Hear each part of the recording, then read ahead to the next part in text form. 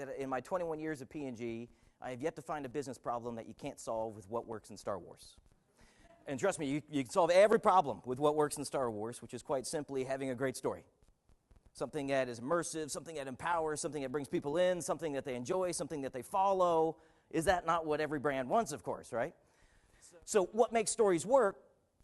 There's kind of 4 key powers, and I know these seem incredibly obvious, but it's important to remember them. The first is emotion. Of course, stories are great at creating emotion. Stories always create great emotion. That's what they're for. They make you laugh, they make you cry, they make you feel joy, they make you feel terror, they make you feel excitement. But through human history, the most influential medium has always been stories. Has always been stories. Empathy. You know, today it's not a matter of what people buy, it's what they buy into. I think a brand's strength today is almost measured not if you can convince one person to understand your story. It's actually more important to gauge your strength on if that person can convince their entire network of your story clearly and consistently. You know your story's doing well when people, not you, are the ones communicating it for you. And that is really tough. But if you do it well, all of a sudden you've got seas of brand ambassadors passing on your story. In science, there's tons of science behind storytelling. You know, they've already proven, if you want to get really into the data and stuff, just look up science behind storytelling, and you'll find hundreds and hundreds of articles by different divisions that show cortisol and oxytocin and all these things that when storytelling is used, it sets the brain up in a very different way than facts and data ever could. So where I'm going to start is actually tell you a little secret, which is this. Now, as business people, one thing that we really love is we love formulas, and we love trying to codify things. Give me the code, right? The secret code. Let me give you a little flash here, which is there is no secret formula for a great story. Otherwise, there'd be no bad books, there'd be no bad movies, there would be no bad TV shows. If there was a formula, trust me, it would have been discovered by now. There is no formula. And here's why. Because you can't codify emotion. Has a friend of yours ever said, go see this movie, it's hilarious, you'll love it.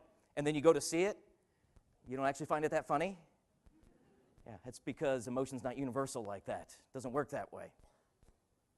It's all through practice. And even the most practiced story makers and writers still sometimes flop.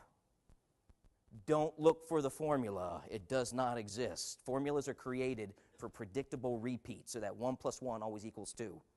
Storytelling's not like that. You can't add 1 + 1 equals consistent and powerful joy. It doesn't work that way. So just get to know people, right? Because stories have power. They have tremendous power, in fact. This is a great quote from Pixar that I always love. Pull apart the stories you like. What you like in them is part of you. And you've got to recognize, learn, and practice those things before you can use them. So what I'm telling you is all the secrets for all the stories that you need to create are in the movies, books, and TV shows that you already love. If there's a story that you absolutely follow, that you DVR so that you can rewatch it, you bought the Blu-rays so you can watch it again or download it on your Apple TV or whatever, ask yourself why you did that. What is it about it that makes you want to re-watch it again?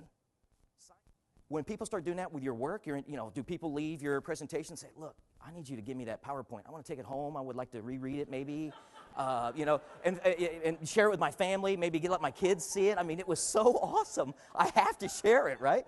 If you can get people to do that, trust me, there was a story, and everyone here has had that. There's been people after you present, right, and they're like, can I get that copy of that deck from you, please? Can I take that? Do you know how powerful that is? They actually want to rewatch your episode. That's awesome. That's awesome. Now, there's also probably a lot of times that no one asks for copies of your stuff too, right? It happens. It happens.